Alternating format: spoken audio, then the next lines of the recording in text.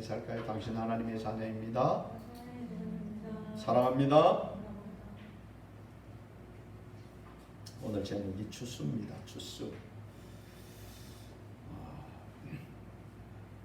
봄에 농부들은 씨를 뿌리고 이제 그것이 잘 자라도록 열심히 가꾸게 됩니다. 그 이유는 무엇입니까? 당연히 가을에 추수하기 위함입니다. 근데 벌써 여러분들 그 아침 저녁으로 선선해진 날씨가 바로 며칠 전부터 이렇게 선선해진 것 같아요. 올라오면서 대추를 보니까 벌써 빨간색이 조금씩 이렇게 나오기 시작합니다. 그 말은 익어간다 그 말이죠. 익으면 어떻게 됩니까? 추수해야 됩니다. 그죠? 추수해야 돼요. 농부가 여름에 땀을 뻘뻘 흘리면서 그 곡식들을 가꾸는 이유가 바로 가을이 되어져서 익으면 추수하기 위함입니다.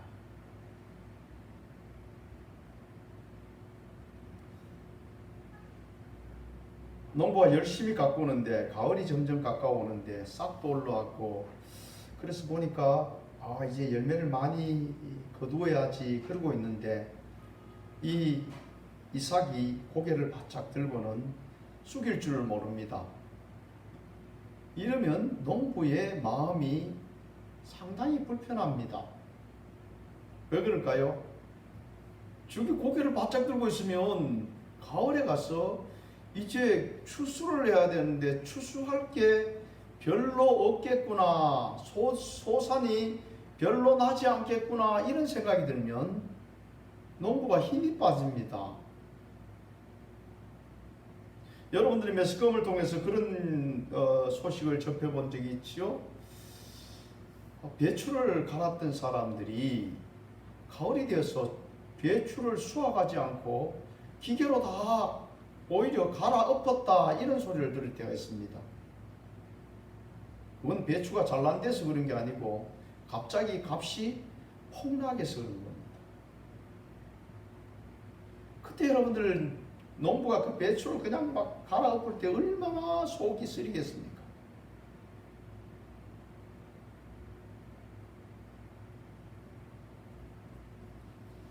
이 세상도 똑같습니다. 하나님께서 이 세상을 창조하시면서 마지막 심판이 있다고 우리에게 계속해서 말씀해 주셨습니다. 마지막 때 추수 때가 있다고 우리에게 말씀해 주셨습니다. 오늘 14장 14절에서 두 가지의 추수가 나옵니다. 먼저의 추수는 곡식에 대한 추수입니다. 두 번째 추수는 보니까 포도에 대한 추수가 나오게 됩니다. 곡식에 대한 추수를 한번 볼까요? 또 내가 보니 라는 말은 이제 계속해서 사도 요한이 주님께서 보여주시는 그 환상을 보고 있다는 것을 알게 됩니다.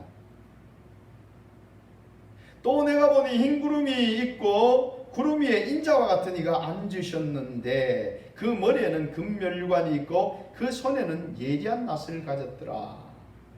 인자와 같은 분이 계신다. 그래서 어떤 사람은 예수님이다, 또 어떤 사람은 천사다, 천사 중에 아주 그냥 급이 높은 그런 천사다, 이렇게 말하는데 오늘 우리는 그대로 인자와 같은 분,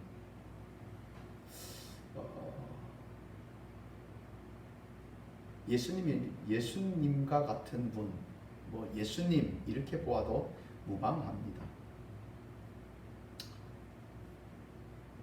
그분은 머리에 금면류관을 썼고 그 손에는 예리한 낫을 가졌더라. 예리한 낫이 무엇에 필요합니까? 추수할 때에 예리한 낫이 필요하죠. 여러분들이 아마 추수해 보셨을 겁니다. 벼를 베는데 1차적으로 해야 될 게 뭐냐면 낫을 잘 갈아야 합니다.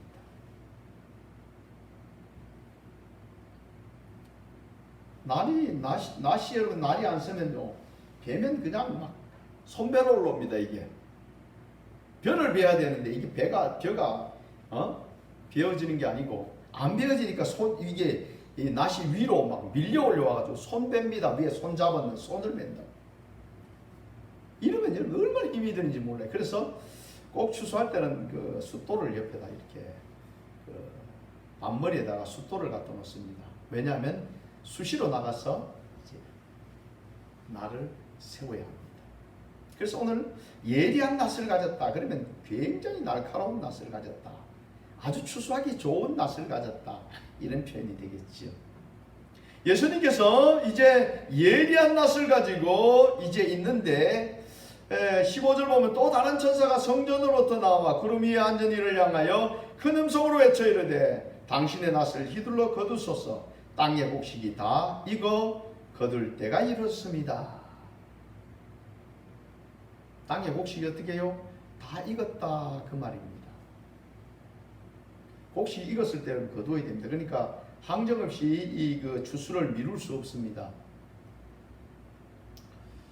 그 옛날에 통일벼 보면요, 통일벼를 보면 얘가 뭐 엄청나게 달려요. 이게 통일벼를 통해서 우리가 이 쌀의 그 자급자족이 이루어졌는데요, 엄청나게 달렸어요. 그런데 얘가 베는 시간을 조금만 늦추면 그냥 땅으로 막 얼어집니다. 얼어져요. 그럼 어떻게 됩니까? 추수하는데 굉장히 어렵죠. 곡식이 익으면 매게 됩니다.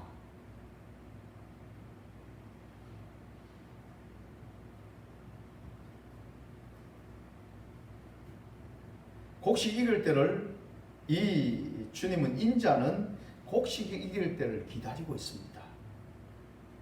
그럼 언제 여러분은 곡식을 베어야 됩니까? 농부는 곡식을 가서 봅니다. 이삭이 얼마나 충실하게 열렸는데 다 아물었는가. 그래서 하나 따서 이렇게 해서 껍질을 벗기고 입으로 이렇게 씹어보기도 합니다. 그러면 단단하게 되어져 가고 있으면 아, 이거 베어야 되겠구나.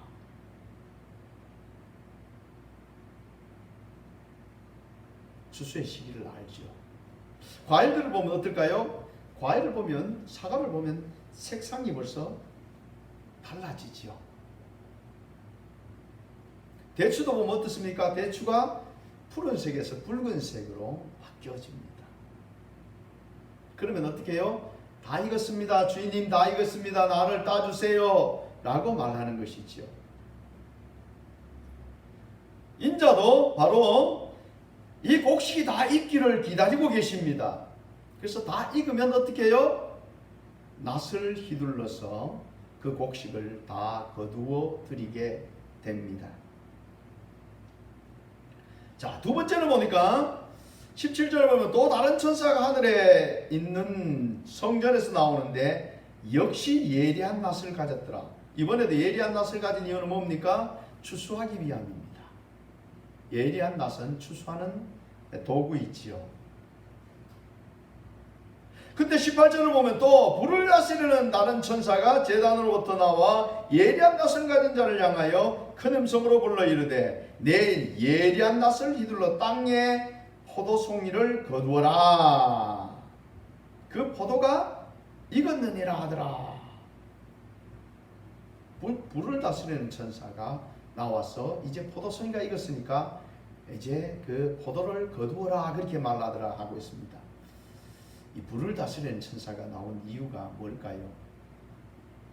오늘 이 두 번째 포도송이의 추수가 무엇인지를 알고 나면 아, 불을 다스리는 천사가 왜 나왔을까 하는 것을 알게 됩니다.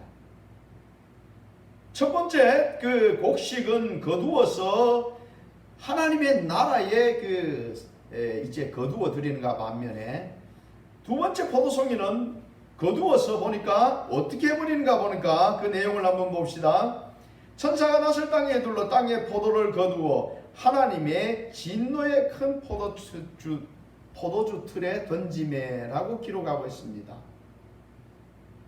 포도주 틀, 포도는 여러분들 포도를 추수하게 되어지면 포도주 틀에다가 넣습니다. 그리고 어떻게 합니까? 그 틀을 밟아서 그 포도를 밟아서 이제 포도주를 만드는 과정을 거치게 됩니다. 포도즙과 포도 이 즙을 이제 뽑아서 포도주를 만드는 과정을 거치지요. 그래서 이스라엘에서 이 그 옛날에는 그 포도를 거두게 되면 이렇게 그 돌로 된 그 땅 돌로 된 바위에다가 이렇게 움푹 이렇게 들어가게 팝니다. 그리고서는 이제 한쪽에는 이렇게 그 물이 흐를 수 있도록 낮은 곳이 있어요.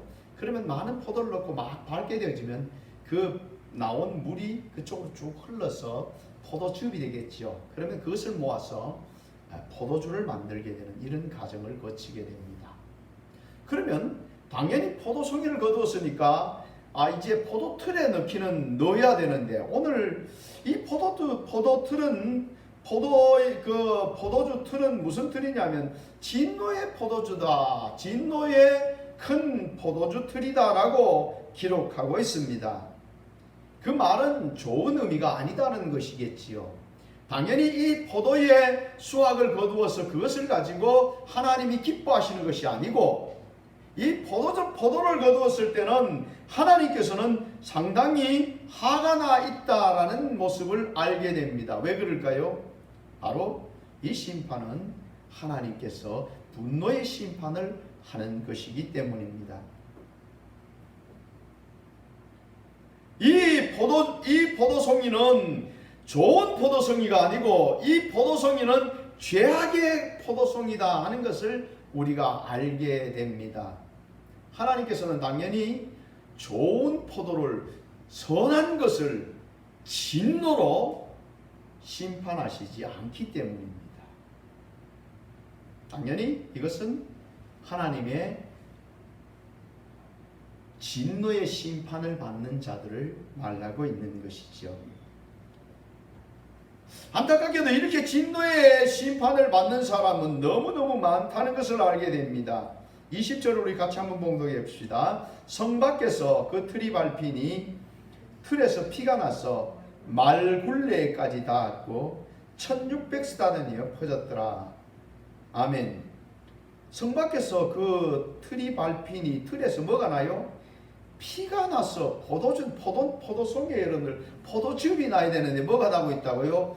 피가 나서. 그렇게 해서 이 포도송이는 그냥 보통 포도송이가 아니고 하나님의 심판의 대상을 심판받는 자들을 말하고 있다. 사람을 말하고 있다는 겁니다. 뭐가 났어요? 피가 났어. 이렇게 기록하고 있습니다. 말굴레까지 닿았고 그 피가 얼마나요? 1600스타디온에 퍼졌더라. 그렇게 해서 1600스타디온은 여러분들 그 밑에 보면 난해 주석에 보면 한 스타디온은 약 192m라고 기록하고 있습니다. 그래서 이게 얼마나 됐냐면 약 307km 정도. 여기서 서울 가는 거리와 맞먹는, 거의 서울 가는 거리입니다. 대구에서 서울 가는 거리만큼 그냥 피가 그냥 조금 흐른 것이 아니고 어떻게 해요? 피가 여러분 말굴레까지 차여 있는데 그게 서울까지 퍼져 있을 정도로 어마어마한 심판이죠.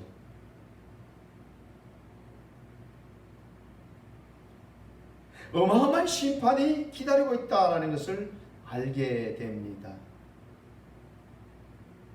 그러면 결국 예수 믿지 아니하고 심판받는 사람들이 너무너무 많다는 것을 알게 됩니다.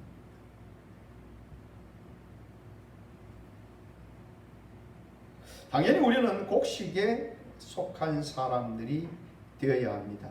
그래서 예수님께서 우리를 거두어서 아름답게 천국에 참여하는 자로 세우는 자리에 서야 되는 것은 당연한 일입니다. 그렇지 않냐고 멸망의 심판을 받는다면 얼마나 고통스럽고 얼마나 그때에 가서 후회하겠습니까?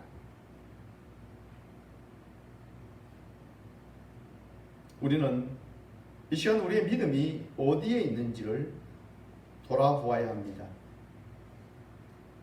우리가 12절에서 성도의 인내가 여기 있나니 그들은 하나님의 계명과 예수에 대한 믿음을 지킨 자다라고 말하는 것을 우리가 전번 시간에 함께 나누었습니다.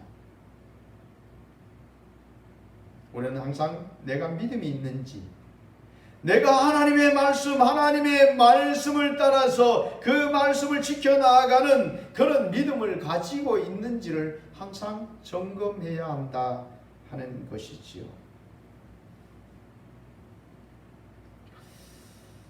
오늘 이제 그 14절 이후의 내용을 보면서 우리가 휴거에 대해서 한번 생각해 보고자 합니다. 그러면 하나님의 아름다운 곡식들, 인자가 낫을 가지고 추수하는 곡식들, 주님이 오실 때에 주님을 영접하는 그런 하나님의 자녀들, 이 자녀들은 과연 언제 주님께서 추수하는 자리로 나아갈 수 있겠습니까? 휴거 시기에 대해서 사람들은 상당히 많은 관심을 가지고 있습니다. 언제 우리가 휴거될까요? 우리나라의 초기에 많이 퍼져 있는, 지금도 사람들이 말하고 있는 7년 환란 오기 전에, 7년 환란 오기 전에 들림 받는다라고 하는 사람들이 있습니다. 또 아니야, 3년 반이 지나고 나면 그때 휴거 되어진다고 말하고 하는 사람들이 있습니다. 거기에 또 그 주장에 따르는 사람들도 상당히 있습니다. 또 한 부류는 주님께서 이 세상의 완전 종말이 이루어지기 바로 직전에 우리를 휴거하신다 라고 말하는 부류가 있습니다. 대부분의 사람들은 7년 환란 오기 전에 휴거하면 좋겠다는 바람을 가지고 있습니다. 어려움이 오기 전에 휴거가 되면 어려움을 보지 않고 얼마나 좋겠느냐 라고 하는 것이지요.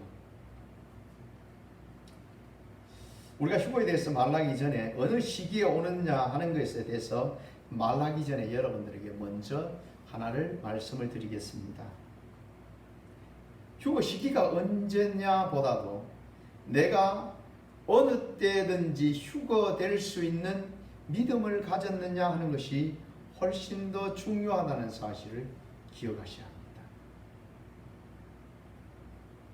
내가 휴거받을 수 있는 주님이 인정하는 믿음을 가지고 주님의 나라를 사모하고 주님의 오심을 기다리고 있다면 환란 오기 전에 휴거한다 해도 그 믿음이 있으면 휴거받을 것이고, 환란 중간에 휴거가 된다 해도 휴거될 믿음을 가지고 있으면 아무 문제가 없습니다. 또 마지막 때 휴거가 된다 해도 그 믿음을 가지고 있으면 문제가 되지 않습니다. 믿음의 모습을 어떻게 가지고 있느냐 하는 것이 더 중요하다는 말씀을 먼저 드립니다. 대부분의 사람들은 언제 오느냐에 대해서 관심을 많이 가지고 있습니다. 언제 오시든지 간에, 언제 휴거가 되든 간에 믿음을 지키고 있지 않으면 그는 결국 곡식의 자리가 아니라 포도송이의 자리, 죄악이 가득해서 이제 심판받는 자리로 나아갈 수밖에 없게 되겠지요. 우리는 항상 믿음을 가지고 있어야 됩니다. 더더욱 이 마지막 때에는 더 믿음을 가져라 이렇게 말씀하지 아니고 믿음을 지켜라 이렇게 말씀하고 있다는 것을 여러분들은 기억하셔야 됩니다. 방금 읽어드리는 말씀 속에도 이렇죠. 성도들의 인내가 여기 있나니 그들은 하나님의 계명과 예수에 대한 믿음을 어떻게 지키는 자다라고 말하고 있습니다. 나 믿음 있어라고 말하면서 주님의 말씀을 지키지 아니하고 믿음 있는 걸음으로 살아가지 않고 있다면 이 사람은 믿음을 지키는 자가 아닙니다. 이 사람은 언제 오든지 간에 휴거되지 못하는 자입니다.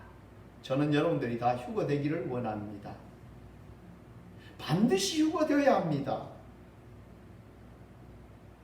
이 땅에서 주님을 맞으면 슬피 울며 이를 갈미 있는 정말 불행한 인생이 되는 것이지.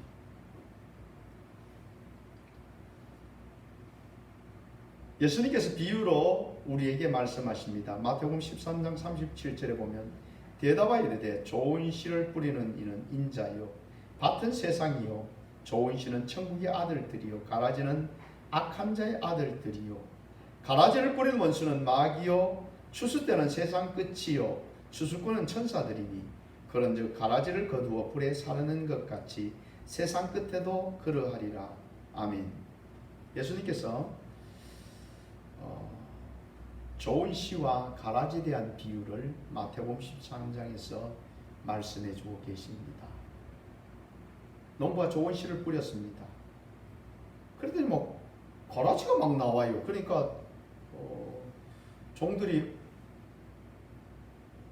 주인님 우리 가라지 안 뿌렸는데 저 가라지가 납니다. 저 어떻게 할까요? 당장 뽑아버릴까요? 그러니까 주인이 말합니다. 그거 뽑다가 곡식 상난다 그냥 두어라.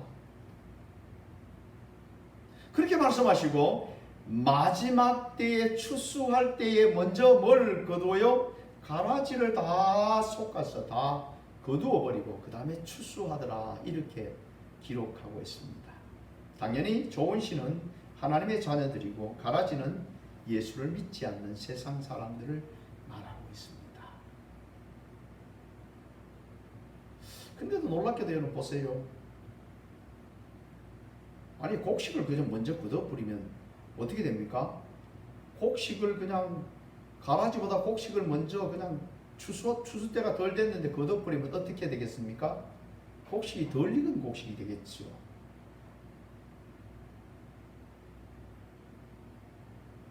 추수 때까지 있어야 됩니다.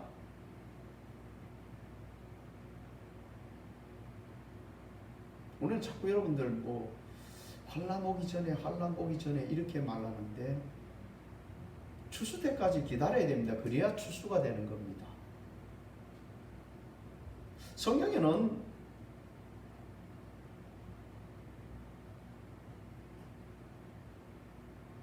요한계시록 4장에서 보면 예수님께서 천사들 통해서 요한을 하나님의 나라로 하나님의 보좌 앞으로 데려가지요. 휴거 일찍이 7년 대환란 전에 휴거한다는 사람들이 그걸 근거로 얘기합니다. 그런데 그거는 누구 보고 올라오라는 겁니까?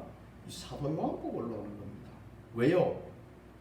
사도 요한을 휴거시키려고 하는 게 아니고 사도 요한을 그곳에 데려가서 어떻게 해요? 앞으로 이루어질 많은 일들을 보게 하시기 위해서 올라오라 그렇게 말하는 겁니다.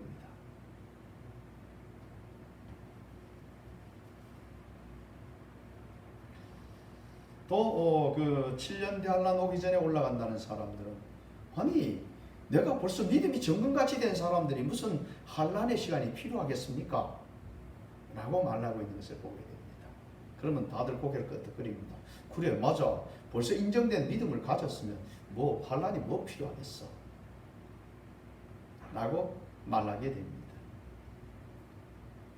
알곡이 다 익어도 어떻게 합니까? 뭘 기다려야 됩니까? 추수를 기다려야 됩니다. 인자가 추수할 때 뭐라고요? 곡식이 익었으니까 추수하세요 라고 말하는 겁니다. 그럼 여러분들 농부가 보고 곡식이 다 익었으면 저기 보니까 먼저 나오는 이삭은 하나가 먼저 더 많이 익었어요. 그럼 그거 먼저 하나씩 손으로 땄딜까? 아니면은 컴바인이 그래도 한 80% 정도 다 익었구나. 그러면 이제 컴바인이 논에 들어가서 쫙 전체를 거둡니까? 아니면 보니까 저거는 좀 많이 익었어. 그러니까 먼저 하나씩 따서 거둡니까? 오늘 본문에도 보면 오히려 하나님께서 추수하는데 뭘 먼저 거두어요? 가라지를 먼저 거두어서 불에 태우더라. 그렇게 말합니다. 그러니까 여러분들 환란의 시기가, 그 환란의 시기가 어떤 시기냐? 바로 추수하는 시기인데, 그 시기가 반드시 추수되려면 곡식은 그 시기를 거쳐야 하게 되어져 있습니다. 또 예수님께서는 이런 비유를 하고 계시는 것을 보게 됩니다. 마태복음 3장 12절 이후에 보면 손에 키를 들고 자기의 타작마당을 정하게 하사 알곡은 모아 곡간에 들이고 쭉정이는 꺼지지 않는 불에 태우시리라 라고 말씀하셨어.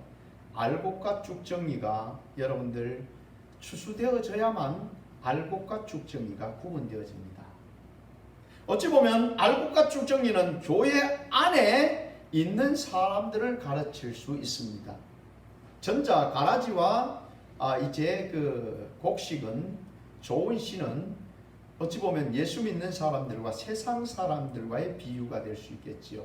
그러나 알곡과 쭉정이는 교회 안에서도 이런 일들이, 이런 모양을, 외부의 모양을 볼 때는 알곡과 쭉정이가 그렇게 확연하게 드러나기도 하겠지만 어떤 것은 잘 모릅니다. 섞여 있을 때에 알곡인지 쭉정인지 잘 모르지요. 그러나 바로 추수 때가 되어져서 컴바인을 통과하면서 어떻게 합니까? 바람이 확, 쉽게 말하면 뭐예요? 환란이 쫙 오면서 알곡은 어디로? 알곡은 더 믿음의 자리로, 알곡의 자리로 이제 가만히 안으로 들어가게 됩니다. 쭉정이는 환란이 확 오면 어떻게 해요? 그것은 바람에 의해서 바깥으로 다 불려져 나가게 되어지는 것을 보게 됩니다. 사람들은 다 요한계시록 보면서 두려워하고 떨고 있는 그런 모습을 많이 봅니다. 여러분들은 두려워하고 떨 것이 아니라 기뻐하셔야 합니다. 이 추수는 하나님의 자녀들을 죽이기 위하고 하나님의 자녀들을 버리기 위한 것이 아니라 이제 정말 하나님의 자녀들을 하나님의 나라의 가장 좋은 것으로 인도하시기 위함인 것이지요. 여러분들이 믿음의 단단한 모습으로 잘 익어 있으면 여러분들이 신경 쓰지 않아도 여러분들은 자동으로 추수가 되면서 어디로 들어가요? 가만히 안으로 들어가서 하나님의 나라의 곳간에 쌓여지게 되어져 있습니다. 두려워하는 마음이 있다면 이 사람은 믿음을 지키기 위해서 힘써야 합니다. 이 시대는 하나님의 계명과 믿음을 지키기 위해서 몸부림치며 나아가는 삶이 되어야 합니다.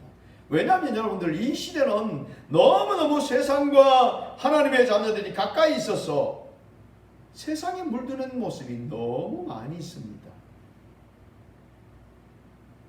하루 주님 맨날 예배 드리는데 그것도 시간도 많다고 이제 주님 앞에 드리는 예배 시간이 너무 많아요. 그래서 뭐 하루 이제 1시간씩 뭐 이렇게 드리는 교회도 있습니다.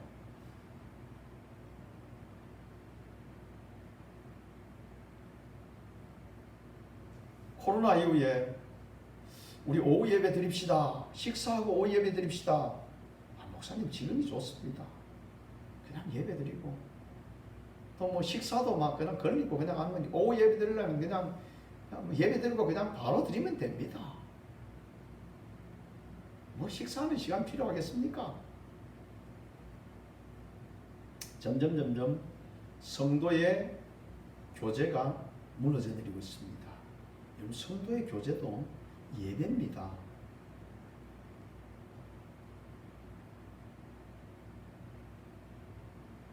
성도의 교제가 여러분 얼마나 중요한지 압니까?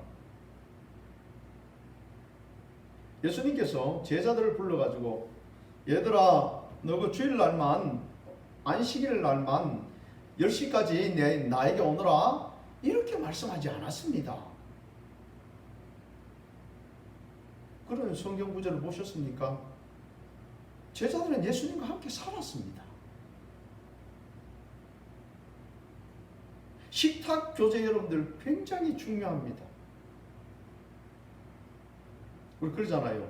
한솥밥 같이 먹은 사이인데, 그 말은 무슨 말입니까? 굉장히 친하다라는 표현입니다. 우리 나가서 세상 사람들과 많이 만납니다. 그러나 믿음의 사람들과 만나서 믿음의 이야기를 하고 믿음의 교제를 할 수 있는 시간이 별로 없습니다. 믿음의 사람들을 만나서 믿음의 말을 해야 되는 이유가 뭐냐면, 여러분의 삶 속에서 한 주간도 살아오면서 하나님이 나와 함께 역사하셨던 이 사실들을 서로 나누면서 거기에서 은혜를 받고 도전을 받고, 아, 나도 그렇게 살면 안 되고 이렇게 살아야 되는구나.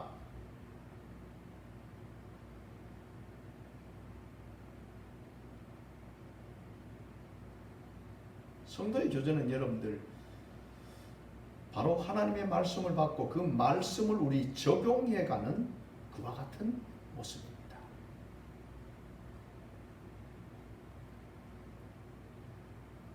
예배는 점점 축소될 것이 아니라 할 수 있으면 예배는 점점 많아져야 합니다. 여러분들이 어디에 시간을 많이 투자하냐에 따라서 그곳에 관심이 있습니다. 제가 직장에 들어가 보니까요, 그 직장에 관심이 있으니까 쫙 버스를 타고 와도요, 직장에 관심 있는 게 눈에 쫙 들어옵니다. 그냥 옛날에 제약회사 했을 때는 보니까요, 뭐 가는데 웬 약국이 그렇게 많겠습니까? 참, 내가 어디에 관심 있느냐가 중요한 겁니다. 여러분의 마음에, 여러분의 관심은 어디에 있었습니까? 예수님께 있어야 됩니다. 예수님께 있으려면 여러분들의 삶의 모습 속에서 늘 뭐가 있어야 되느냐면 예수님을 바라보고 거기에 초점이 맞춰져 있어야 됩니다. 그러므로 성도의 교제나 여러분들이 나아가는 길 속에 항상 말씀을 따라서 나아가는 것이 여러분들이 주님 앞에 붙어 있는 것이죠. 세상 속에서 6일 동안 열심히 세상을 쫓아가다가 교회 오려니까, 아니 6일 동안 피곤했는데 오늘은 하루 좀 푹 쉬었으면, 요즘은 여러분 토요일까지 쉬니까 뭐 토요일 쉬니까 좀 덜 합니다만, 요즘 토요일 쉬니까 사람들요, 그냥 예수 믿는 사람도 휴일만 없으면 토요일부터 시작 가족이가 어디 놀러 가가지고 말이지 푹 쉬다가 올 수 있는데, 이렇게 또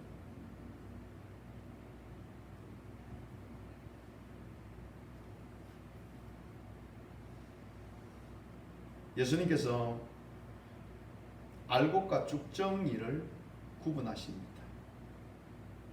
교회 안에 있으니까 누가 알곡인지 쭉정인지 우리는 잘 모릅니다.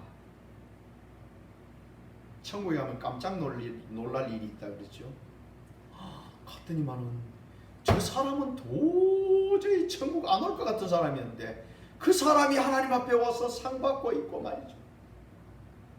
근데 천국 가가지고, 야, 우리 교회에 그 사람은 꼭 와가 하나님 앞에 칭찬을 무지 받을 것 같은데 그랬는데 보니까 세상에 그 사람이 없는 겁니다.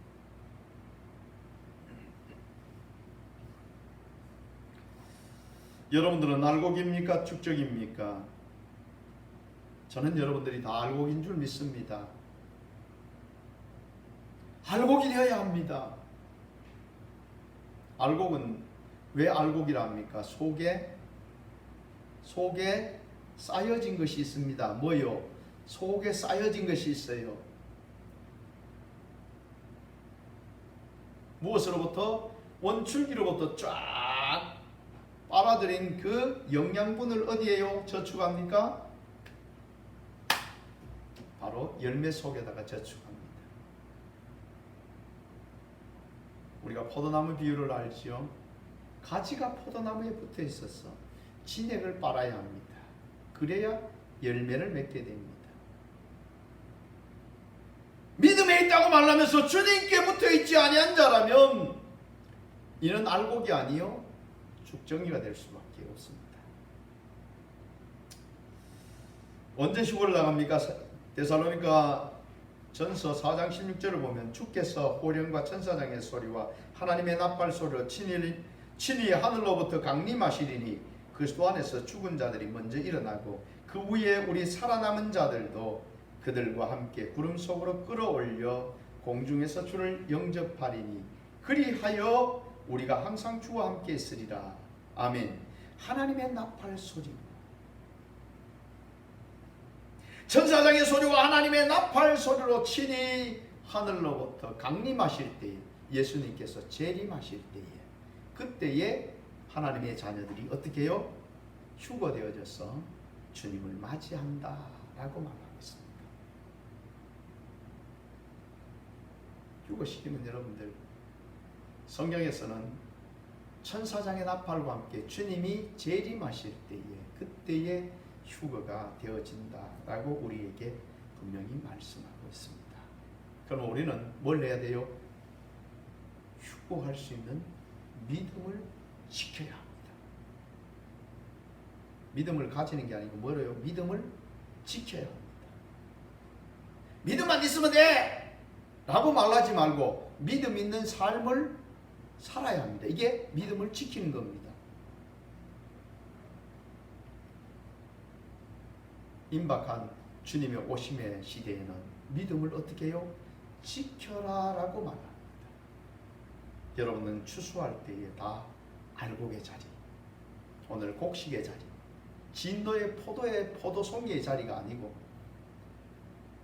여러분들은 주님께서 여러분들을 거두기위해서 기뻐하시고, 여러분들 보면서 기뻐하시고, 영원한 하나님의 나라를 여러분들에게 주는 이런 복된 자리에 거하시기를 믿음을 잘 지켜서 어느 시점에 우리가 휴거된다 할지라도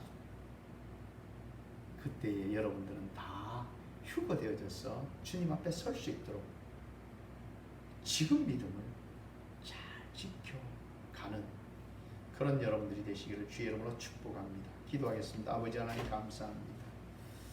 정말 저들 온전한 믿음의 자리에 서기를 원합니다. 믿음을 지키는 자가 되어서 주님 오실 때에 주님 영접하고 주님 앞에 다 설 수 있는 알곡의 자리에 서게 인도하여 주옵소서. 약한 믿음들을 강하게 하시고 저들이 아버지 하나님 정말 하나님의 나라를 유업을 얻는 그런 자녀들로 온전히 세워 주옵소서. 거룩하신 예수님 이름으로 기도드립니다. 아멘. 우리 함께 찬양을 드리겠습니다.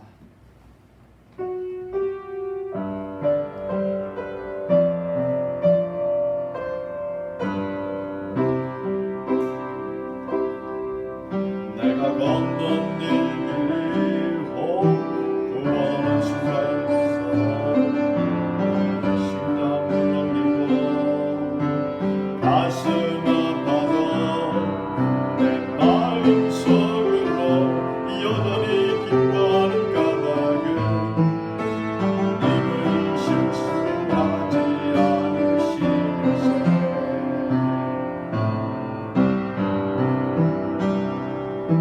세운 계획이 혹 빗나갈지 모르며 희망 덧없이 쓰러질 수 있지만 나 여전히 인도하시는 주님을 신뢰하는 까닭은 주께서 내가 가야 할 길 잘 아시면서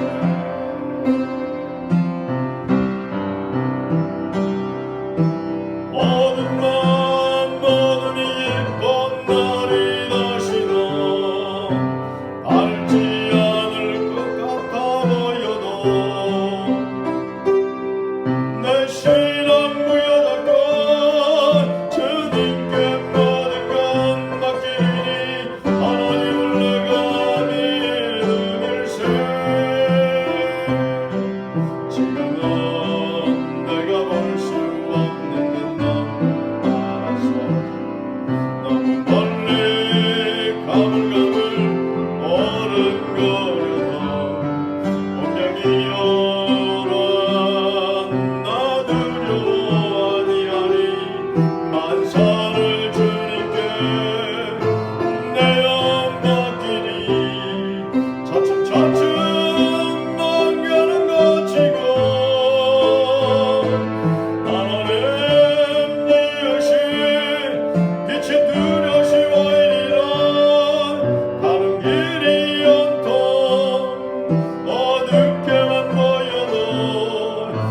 하나님은 실수하지 않으신다.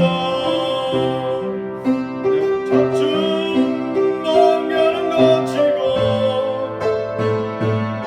하나님 되으신 빛이 두려시와 이리라. 가는 별이 온통 어둡게만 보여도 하나님은 실수하지 않으신다네.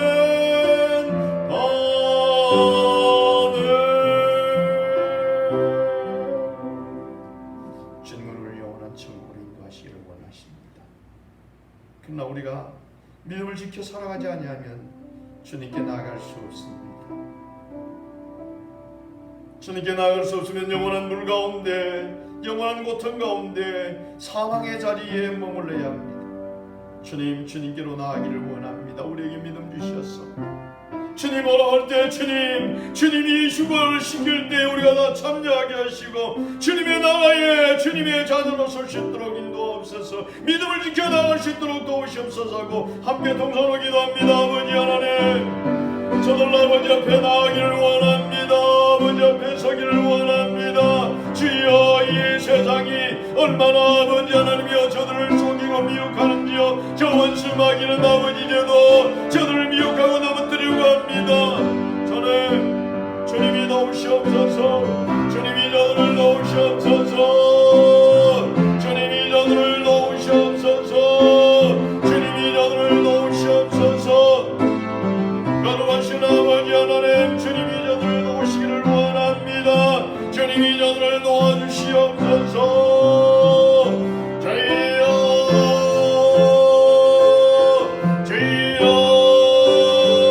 주님이 저들을 도우시기를 원합니다. 주님이 저들을 도우시기를 원합니다. 주님이 저들을 도우시기를 원합니다. 주님이 저들을 도우시기를 원합니다. 저는